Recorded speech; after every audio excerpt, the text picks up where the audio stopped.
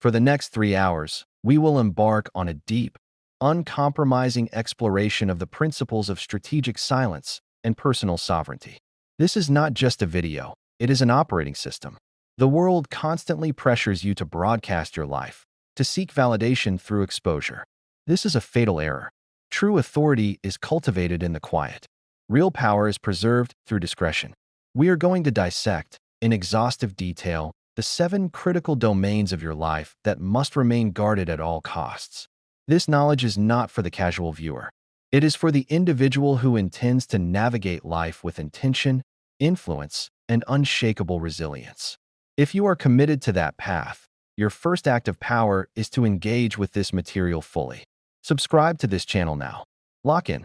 Every piece of content here is designed to forge a stronger, more strategic you. Hit the like button immediately. This tells the algorithm you demand more of this substance. Comment "Protocol active" below. This marks your commitment. Let's begin. Our first principle, and perhaps the most violated, is this: never, under any circumstance, reveal your next move. You feel the urge to share your goals, your business idea, your career transition, your visionary plan. You mistake this for enthusiasm or seeking support. It is a vulnerability. When you vocalize your strategy to others, you invite invisible forces to work against it. They may smile, nod, and offer what sounds like concern. Are you sure? That's so risky. Maybe you should wait. This is not support. It is the subtle sabotage of your momentum. They are not questioning the plan. They are questioning the version of you that dares to execute it. Their comfort is threatened by your ambition. Think with me. Why would you place your unborn future into the minds of people who have not built their own? You hand them the blueprint to your castle and are surprised when they point out where the foundations might crack. A dream announced is a dream besieged. The energy required to build is dissipated in the explaining. You seek validation, but what you receive is often a dilution of your own certainty. Power operates in the silent realm of action, not the noisy theater of intention. Historical figures of immense influence did not convene focus groups before their decisive acts. They assessed, decided, and acted. The world learned of their move only when it was already a fait accompli. This is the model. Your current social and digital environment screams that transparency is strength, that sharing your journey is key. This is a deception tailored to harvest your attention and diminish your potency. True strength is in the execution, not the announcement. Let's expand this. Consider the psychological warfare. When you reveal your next move, you trigger one of 2 reactions in others: insecurity or competition. The insecure will project their doubts onto you, dressing fear as friendly advice.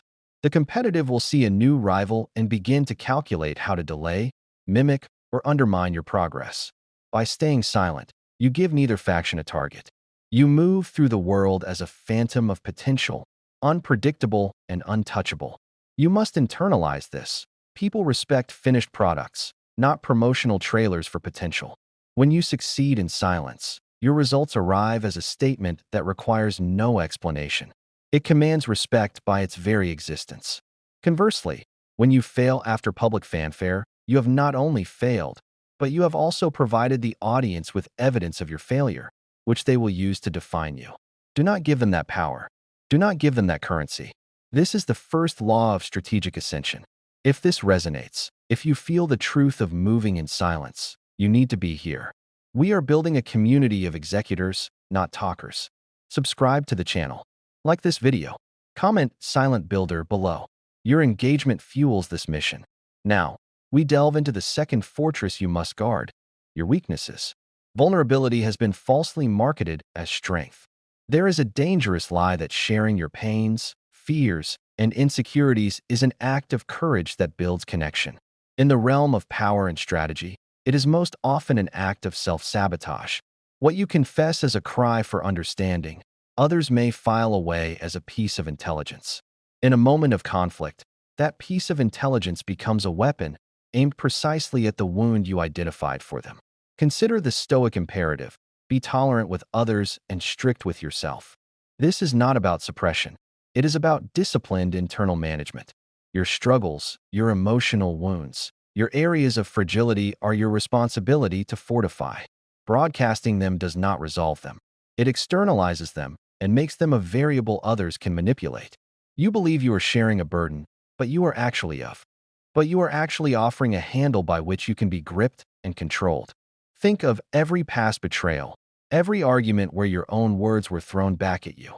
Recall the friend who later mocked a fear you confided, the partner who used an insecurity against you during a breakup, the colleague who subtly exploited a known anxiety. They did not forget. They collected. The deepest betrayals do not come from strangers. They come from those you once trusted with your unguarded self. Your emotional landscape is sacred ground. You do not grant tourist access to it. The man who is stoic, who is unreadable, who presents a composed front, is the man who commands respect and avoids easy manipulation. He is not easily triggered because no one knows where his triggers lie. He does not bleed in public, so no one knows where to cut. This is not about being emotionless. It is about being strategic with your emotional exposure. Master your wounds in private. Heal in the quiet. Present a fortified front to the world. Support is not garnered through pity, which is what public vulnerability often invites. True support is attracted to demonstrated strength and resilience. This is non-negotiable. Your inner world is your command center. Never surrender its map. If you understand that your weaknesses are not for public consumption, comment "fortified" below. Subscribe for more of these uncompromising principles. Like this video to signal your alignment. The third domain, where modern society is most obsessively transparent and consequently most foolish, is your income, your financial reality. The moment you disclose the details of your earnings, you transform your relationships. You are no longer just a person. You become a financial resource, a subject of comparison, a node in others' calculations of envy, entitlement, or strategy. Old wealth understands this instinctively. It is quiet, discreet, allowing its influence to be felt rather than its balance sheet to be seen. New money, craving validation, often shouts its arrival and in doing so, paints a target on its back. Money alters perceptions. When people know what you earn, they begin to relate to your wallet, not to you. They make assumptions about your lifestyle, your problems, your obligations. They may feel entitled to your resources, framing requests for help that are really demands for redistribution. Family dynamics distort. Friendships become transactional. In romantic relationships, it introduces a power dynamic that can poison genuine connection. Silence about your finances is the ultimate flex. It creates mystery, and mystery commands respect and cautious engagement. When people do not know what you have, they cannot easily categorize you, envy you with precision, or plan how to use you. You operate from a position of ambiguous strength. This is a Machiavellian principle. Never reveal your full arsenal. Your financial capability is a key part of your arsenal. Let others wonder. Let them underestimate you based on your silence. That underestimation is your tactical advantage. Consider the practical fallout. You share a success or a salary figure. Initially, there is applause. Then comes the subtle shift, the requests, the investment opportunities, the expectation that you will cover costs, the resentment when you decline. You are suddenly responsible for managing not only your wealth, but also the emotional reactions of everyone who knows about it. Your financial progress becomes a communal event, and you are expected to fund the celebration. Your financial journey is a solitary climb. Share the summit view once you are firmly planted there, not the details of every handhold on the way up. Protect this information ruthlessly. It is not secrecy. It is strategic opaqueness for the preservation of genuine relationships and personal peace. This is critical. Financial silence is power. If you commit to this, comment "Stealth Wealth" below. Make sure you are subscribed. Every notification from this channel is a reminder to stay disciplined. Hit the like button. Now, we enter the turbulent waters of the fourth secret, your relationship conflicts. This is an epidemic in the digital age. The urge to publicly air grievances, to seek crowdsourced validation in a dispute, to turn private discord into a social media narrative. This is catastrophic for your perceived power and the actual health of the relationship. When you expose your relationship's fractures, you accomplish several destructive things. You publicly hand over your emotional power to another person. You turn your sacred private life into public entertainment, and you permanently alter how every observer views you. Think. You post a vague, anguished message about betrayal or coldness. You vent to a friend group about your partner's flaws. What have you done? You have announced to the world that you are not in control of your most intimate environment. You have shown yourself to be emotionally reactive, governed by drama. Respect dissipates. Observers, even those who offer comforting words, now see you as someone who is unstable, someone defined by relational chaos. Furthermore, you have poisoned the well for any potential reconciliation. Once outsiders are injected with one side of a story, they develop judgments. Those judgments create pressure and become a barrier to repairing the relationship in private. The conflict is no longer contained. It now exists in the minds of your social circle, and you will have to manage their opinions as well. From a strategic standpoint, you have given potential adversaries, whether in your professional or social circles, a critical weakness. They see that you can be destabilized through your relationship. They know your focus can be broken. In any form of competition, this is invaluable intelligence against you. Your relationship is a private kingdom. Its disputes are internal matters of state. They are resolved in the war room, not broadcast on the news. If you need guidance, seek it from a professional, a therapist, or a mentor, not from peers who will view your pain through the lens of their own gossip and drama. Protect the sanctity of your private life. Let others see only a united front or a dignified silence. Control the narrative, or you will be forever owned by the narrative others create from your confessions. If you understand that true strength means keeping your private battles private, comment "Sanctuary" below. Your subscription is your vote for more content that values real power over fake validation. Like this video. The fifth fortress is your familial foundation, your family problems. This is perhaps the most deeply personal and damaging secret to reveal. You may feel compelled to explain yourself through your upbringing, to share stories of parental conflict, childhood trauma, or familial dysfunction. You believe this makes you authentic, that it builds connection through shared pain. More often, it builds a prison of perception. When you disclose the chaos of your family, you do not separate yourself from it in the eyes of others. They subconsciously attach that chaos to you. "No wonder he's like that" becomes the unspoken label. They may offer pity, but pity is the cousin of contempt. It is impossible to respect someone you pity in the same way you respect someone whose origins are mysterious or assumed to be strong. Your family history is not a topic for casual conversation, coworker small talk, or social media storytelling. These stories become fodder for gossip, items on the informal ledger people keep about you. They will be used to explain your successes, he's overcompensating, or your failures. Well, with his background, what did you expect? You are permanently framed by a narrative you volunteered. The Stoic focus is on the present and the future you build, not the past you endured. Your trauma, your familial struggles, are yours to process and overcome. Healing is a private, heroic act. The person you become after that healing is what you present to the world. Let them see the strength, the resilience, the composure. Do not show them the raw materials of your pain. They are not craftsmen, they are spectators. Spectators consume, they do not construct.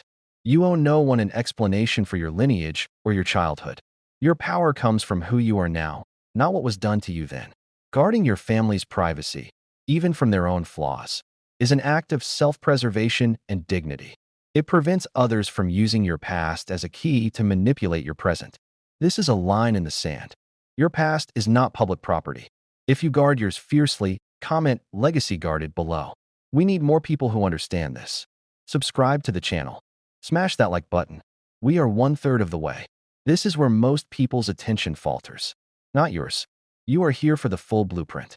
This is the commitment that separates the audience from the inner circle. Stay locked in. The next principles are even more crucial. Share this video with one person who needs to hear this. The discussion is vital. Comment your thoughts actively. The sixth secret, deeply connected to the modern obsession with personal branding, is your spiritual or philosophical core.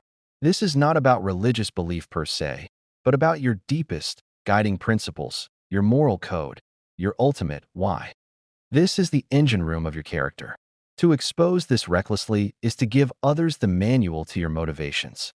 Once someone understands your core drivers, whether it is a need for justice, a fear of unworthiness, a particular philosophical dogma, they can predict your reactions, appeal to your ideals to manipulate you, or provoke you by attacking what you hold sacred. Strategic thinkers keep their ultimate philosophy shrouded. They allow their actions to be consistent, but the wellspring of those actions remains mysterious. This makes you unpredictable in a deep sense. People cannot easily frame you or push your ideological buttons because they do not know precisely what those buttons are. You operate from a place of internal guidance that is not up for public debate or validation. Publicly declaring your deepest beliefs often invites unnecessary conflict, pigeonholing, and tests of purity. It turns your personal compass into a public spectacle.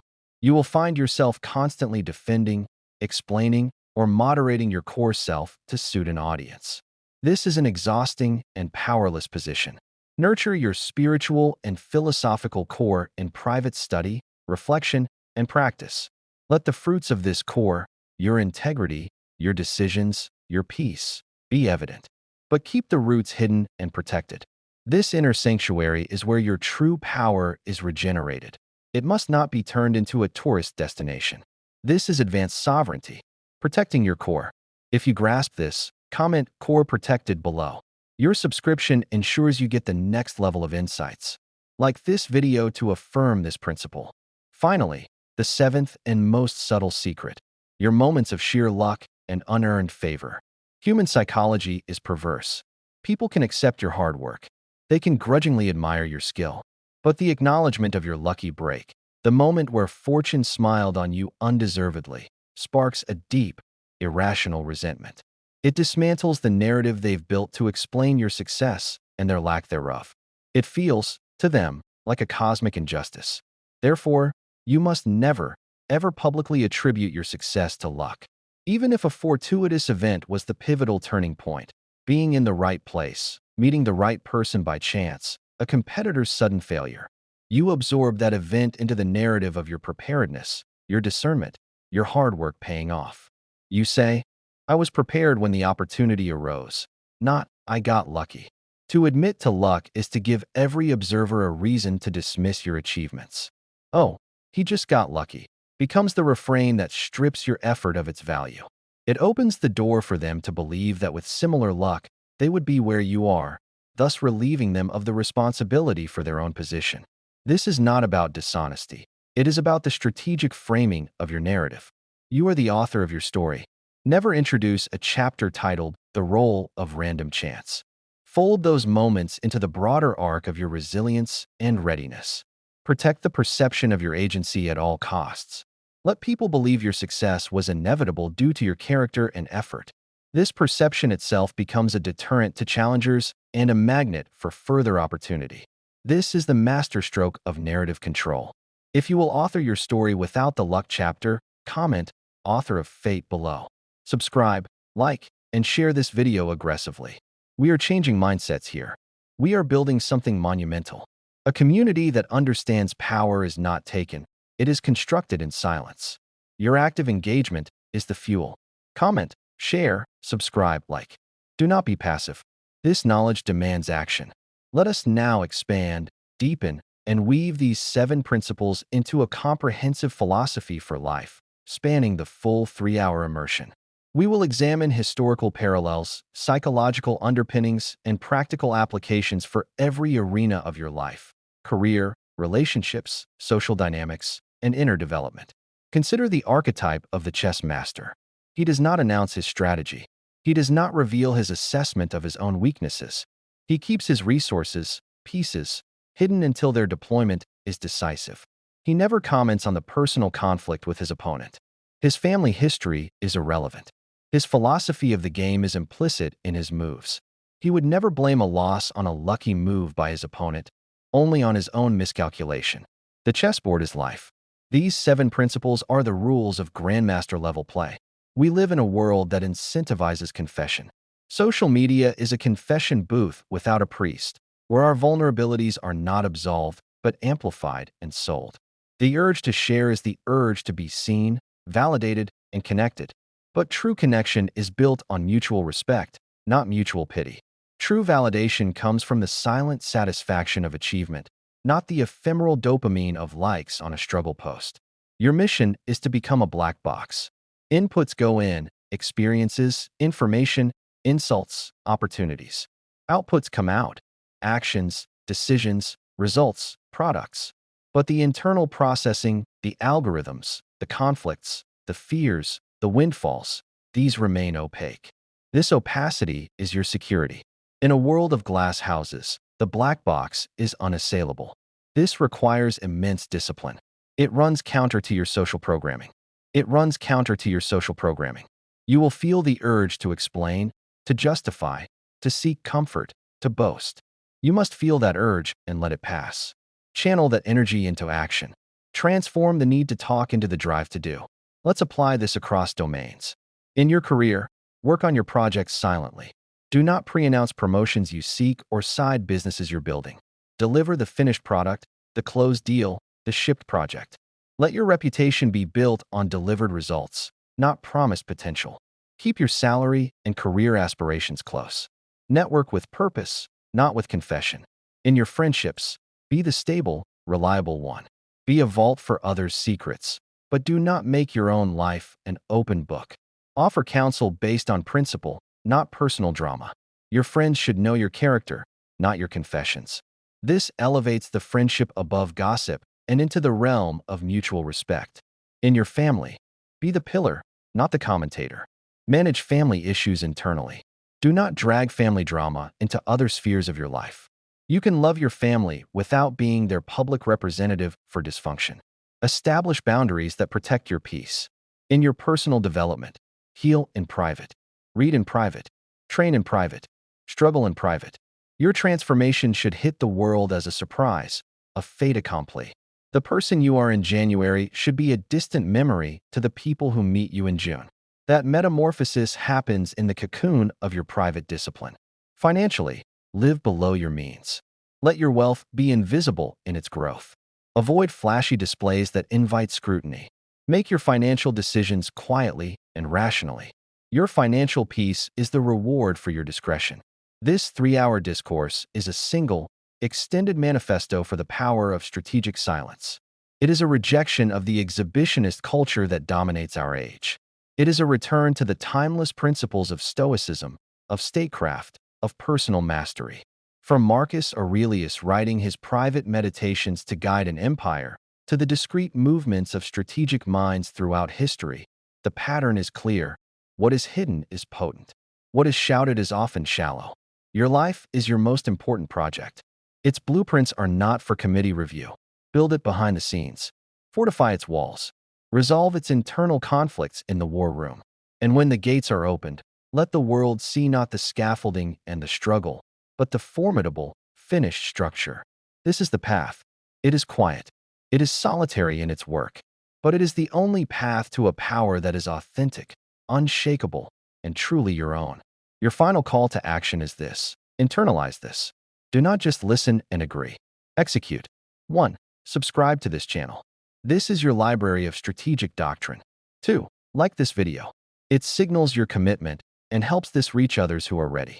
3. Share this video with one person you believe is capable of understanding this path. 4. Comment below with your key takeaway or a single word that represents your new commitment. The conversation starts with you. The silent movement begins now.